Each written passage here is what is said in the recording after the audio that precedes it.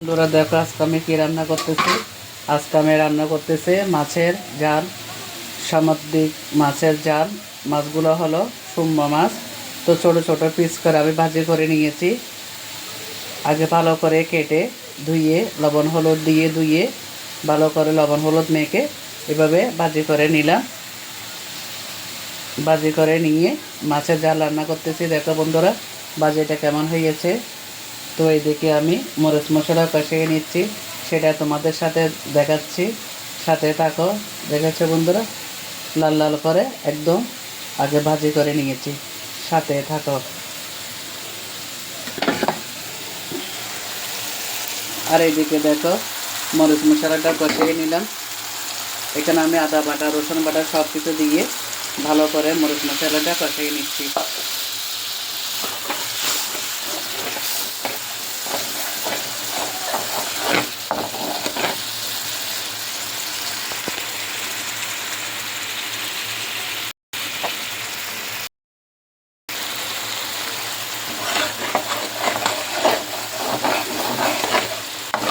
মরিচ মশলা যত কষাবে তোমার তরকারিটা সে হবে।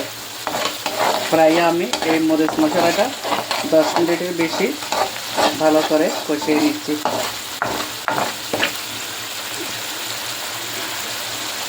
তো এখন এখানে দিব শুধু আমি মশলা। এখানে এই মশলাটা দিয়ে দিব, সাথে থাকো।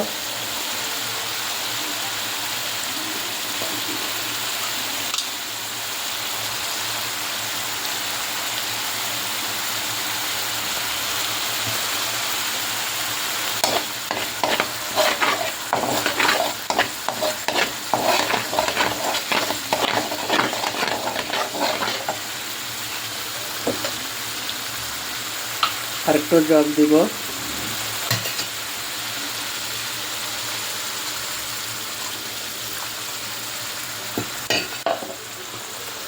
মশলাটা যখন ভালো করে কষানো হয়ে যাবে তো আমি মাছগুলো দিয়ে দিব।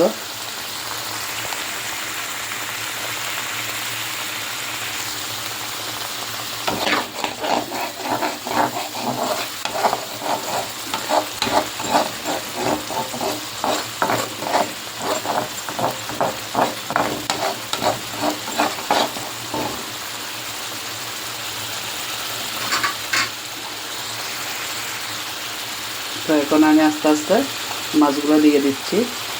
ভাজি করা মাছ দিয়ে দিচ্ছি।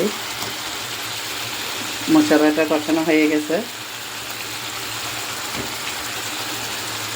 ছোট ছোট করে পিস করে নিয়েছি। ছোট ছোট করে মাছের ঝাল করলে খুবই ভালো লাগে। মাছগুলো রান্না করার পরে কিন্তু মাছগুলো শক্ত হয়ে যায়, আমরা সবাই জানি।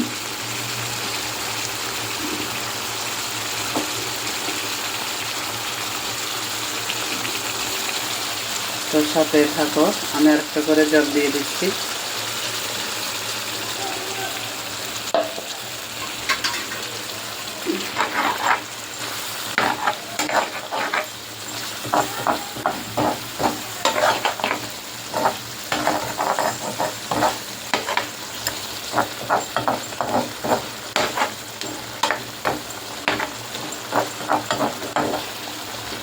ভালো করে কষিয়ে নিতে হবে, সাথে থাকো।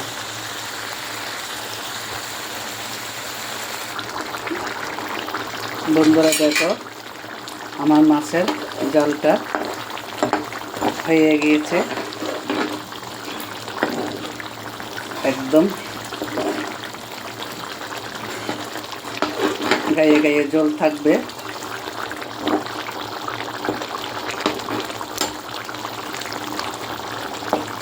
তো রান্নাটা কেমন হয়েছে সবাই একটু কমেন্টে জানাবে।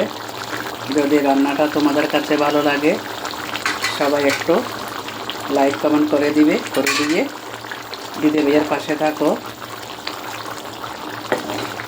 সবার জন্য অনেক অনেক শুভকামনা রেখে এখানে রান্নার ভিডিওটা শেষ করলাম। নতুন কোনো রান্নার ভিডিও নিয়ে তোমাদের সাথে আবার যুক্ত হয়ে যাব। সবাই ভালো থাকো, সুস্থ থাকো। সবার জন্য অনেক অনেক শুভকামনা।